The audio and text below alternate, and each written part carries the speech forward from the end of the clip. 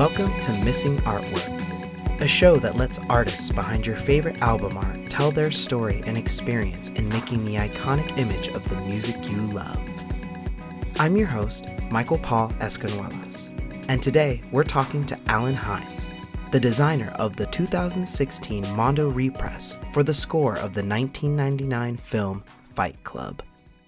Sacrifice. It's an idea that we don't always associate with our record collection. But to create a design that would match the creative level of Fight Club, designer Alan Hynes found himself gaining inspiration from many of the film's darker themes. Taking influence from the simple design of IKEA, Hynes used a solid bright yellow color to wrap the vinyl package. He completes this design with minimal sans serif fonts and a small vector illustration of a penguin. The elements come together to create a package similar to something you would find wandering the large sections of the Swedish-based furniture store, beloved by the unnamed protagonist Edward Norton plays in the film. But rather than creating a standard 12-inch sleeve for the score, Hynes took a unique approach to creating the packaging. Rather than slipping out the vinyl through an opening on the side, the listener must rip open the outside IKEA packaging to reveal the contents inside. That's right, Hynes' design forces fans to do the unthinkable. To listen to the score, they must destroy the beautiful packaging they just received. In this episode, Hynes goes into detail about this unique concept and how the collector mentality played a large role in his design. My name is Alan Hynes. I'm a graphic designer from Dublin. I was born in Dublin, grew up in Ireland. Then I moved to San Francisco probably the late 90s, and have been working here since. Mondo, a really great company. Definitely one of the best companies that I've ever had the pleasure of working with. I did a lot of posters for them, a lot of bits and pieces. With a film rich with meaning like Fight Club, ideas came easily when the team was brainstorming for the project. It was really Mo. He works at Mondo as well. It was really his baby, let's say. He really, really liked the film and really wanted to do something special for the packaging. They asked me to pitch some ideas, which I did, and I think they did it under the guise that they had something in mind, but let's see what I got. So I pitched some stuff. We kind of went back and forth on a little bit, but really the idea that Mo was pushing was he wanted to show something that kind of had two sides to it, which is very much in the vein of the film and the concept of the movie. The team landed on a theme from the movie that matched perfectly with their vision. We essentially came up with the idea of doing the IKEA packaging, not because it was, it was relevant to the movie, but more so because the bland generic packaging on the outside, we wanted to disguise the dark contents of what was inside. So you get a contrast. The IKEA package kind of came fairly easily. That was, I love the design of the IKEA stuff. It's got the heavy Futura. It's just an iconic look. Everyone knows it and everyone kind of gets it in relation to the movie, I think. So it was more a case left up to me and left quite open in terms of how I go further from there. Sacrifice, a major idea in the packaging, came from an unexpected influence in Hynes' everyday life. In terms of, how you actually get into the package, which is a tear strip, that kind of came to me. I have a cat, and I tear those things off the cat litter box pretty much every week. They're always fascinating, and they do a different type of tear than, another opening device, like something that, would have something on an envelope.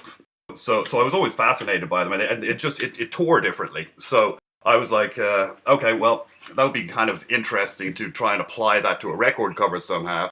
Mondo is famous for, or notorious for, selling out really fast, and you'll see the stuff on, eBay for double the price the next day. And there was no consequence, it's happened for various projects I've done over the years, various posters. And there's no consequence to doing that for someone who just buys the thing, not to care about it or not to listen to it or not to look at it, just to flip it and sell it. So I kind of wanted to do something where you can go ahead and do that, but you're not going to get the payoff that you get where you can open it, see it, go, oh, that's cool, and then just sell it. You're not going to get that payoff unless you sacrifice something. at the end here, when Mondo was selling the record, they kind of marketed it as a destroy something beautiful, under that type of quote from the movie. But I have to admit, at the very beginning, when I was doing it and came up with the concept of the tear open, I was kind of more throwing a little jab at the collector mindset. There's a lot to unpack with a movie like Fight Club. For this project, Hynes needed to familiarize himself with the film and book to find the right inspiration for his design. Anytime I do a project like this, or anytime I do any project, I do a ton of research beforehand and try to gather as much information, be it extraneous, be it small little things that don't seem relevant at the time.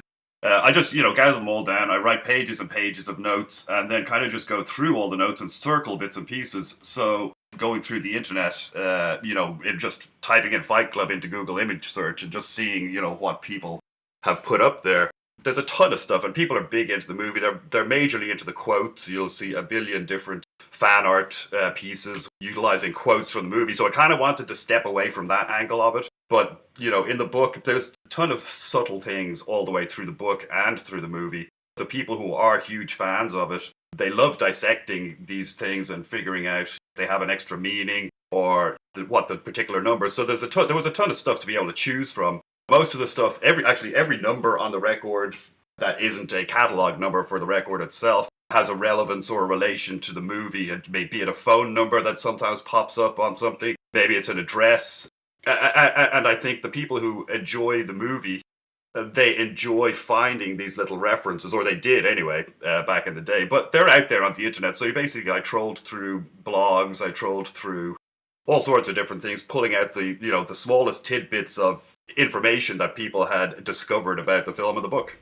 Throughout this process, Hynes was free to work with many of the ideas he found within his research. That's probably the best thing about Mondo in terms of being an artist and working with them. Once you agree on a general idea at the beginning for a project, you are allowed to go ahead and basically try and push it as far as you can. Now, that said, when I was going through this, there was a bunch of stuff that I pitched that I would have loved to have seen happen that wasn't able to happen legally, or it wasn't able to happen through technology. I mean, for instance, on the back where the song titles are, this is the score to the movie rather than the soundtrack. But the thing that people most remember about that movie is the final song, which is the Pixies' Where Is My Mind? And that's not part of the original score, but it's such an important part of the movie, and I wanted to make reference to it. So I wanted to have a fake barcode on this that would link to, I don't know, the Pixies song on the internet somewhere so you could hear it. We weren't allowed to do anything like that. But I did manage to slip a reference in just within the text on the back cover. On the back of the packaging, select letters were in bold to spell out, "Where is my mind?" So yeah, there was various bits and pieces that would have been cool to do. You can't. So, that said, I think there was a bunch of stuff that I was allowed to do. With such minimal design, Hynes installs meaning into every detail. The cover is pretty much a direct takeoff of the IKEA style. I always loved it. It's got the Futura Black or Futura Heavy on there. It's just clean design.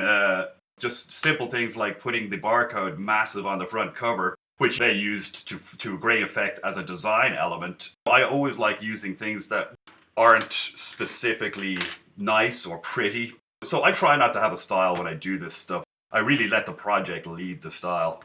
I definitely am a designer as opposed to anything else, so I like clean design, I like typography, and it was a good opportunity to not have to come up with original, let's say, illustrations or anything apart from the penguin there on the cover.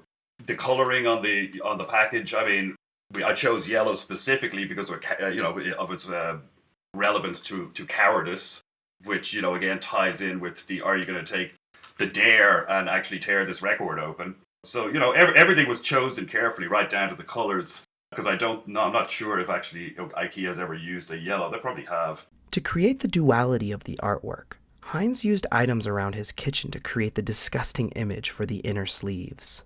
The lipo bags, or the bags filled with lipo fat, which, again, I felt was a direct contrast to how pretty and clean the outside was. The inside, you get this disgusting gel-looking stuff printed in the inside as the inner sleeves, which incidentally was my homemade chicken stock, which actually worked really great, and I think it has the same consistency as as the stuff in the movie. You know, I could have made up my own version of a lipo bag, but I tried to keep it similar enough. I mean, there's people who'll probably look at it and go, well, that's not the same as it was in the movie.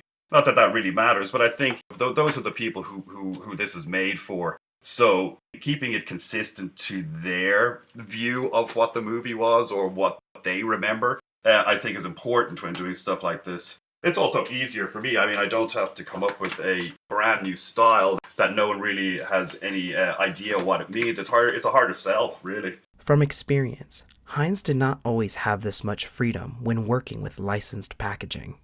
It's almost a standard that's kind of hard to break. And I used to work in video game packaging when I first moved to San Francisco. At the very beginning, it was great. You could do whatever, and then all of a sudden, they'd start getting licenses to make a movie or make a video game for things like Braveheart. And then once Mel Gibson's giant floating head had to go on this stuff, that's pretty much all the designs and decisions are pretty much set for you before you even go into the project. So it's not very interesting. But you're going to sell a bunch more games or a bunch more of anything if that image is on there. I think it's far harder to come up with something that is still relevant to let's say, the movie, if we're talking about Fight Club, but by doing something that doesn't have Brad Pitt on the cover or doesn't have a giant quote that everybody knows. So yes, for me as a designer, that is far more interesting. And I always, I think that's why Mondo asked me to do some of this stuff, because I am going to take that approach as opposed to the more standard approach. Inserted into the package was a 6-panel poster detailing a scene from the movie. Hynes explains his process and fight for the inclusion of the oversized poster. The artwork is based on the first page of all IKEA instruction manuals, which is these two guys. It's always better to work with a friend. You'll get the thing put together a little faster, despite the nonsense instructions they usually give you. So that's their kind of humorous intro to an instruction manual. So I did a play on that. Again, I brought the Mondo reference into it because I was kind of trying to take a jab at the collectors a little bit. So the thing goes through and kind of outlines a scene in the movie where the acid burn happens on the hand. So I kind of outlined that with the diagrams, and then the final scene is where in the IKEA brochure it would usually have, if you have any problem, or the image suggests, if you have any problems, call IKEA and we'll help you. So the final scene on this one had a big X through calling the Mondo offices because they're not going to help you. So that was kind of the fun of it. But in terms of the size of that thing, that's a 6-panel fold-out poster. So it's the 12-inch cover size folded down a bunch of times to fit in there. And the reason I wanted to do that, when I used to buy records, they used to often give posters that size in them. And I always loved that it was such a huge thing that came inside the 12-inch cover. So I wanted to push for that, and especially the size.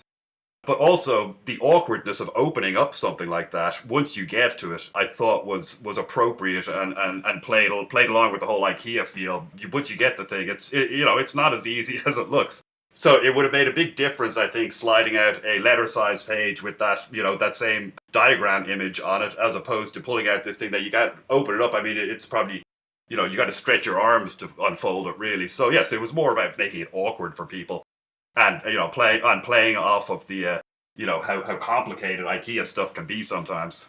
This release was met with high praise and quickly sold out of its first pressing. Hynes' style came through perfectly to create a stunning package that will go down as one of Mondo's most unique releases. The thing kind of designed itself. Yes, no, it was a fairly easy thing to finish once we were all on the same page and an agreement on how this should go. And that is one of the great things about working with a company like Mondo. In the case of this one, I suppose it's more probably because I can't take credit, or I can't, let's say, pick apart the design on the cover, because it's really not my design, it's really IKEA's design.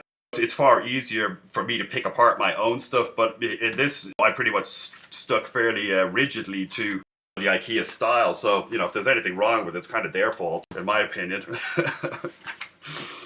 And I really like it, I suppose, because because we don't have a giant Brad Pitt floating head on it, or I didn't have to use the Fight Club logo in the actual one, which I always thought was a really bad typographically. I just thought it was ugly as sin, but very much of that era. So yes, I was glad I didn't have to put that stuff on there. So yes, I do like this thing. People have come to expect it, especially the way the way movies are advertised. I think when you do something unexpected like this, it can be hit or miss. It really can. It can completely go over people's heads and just be ignored. And especially with a movie that's been that hasn't been really in people's minds for a while. It really could have been. So yes, it's refreshing to see that people, especially the people who are used to a different type of look for their movies and their collectibles, have been so open to this, and it just really goes to prove the point that good design is good design when it's done right, and people are open to it.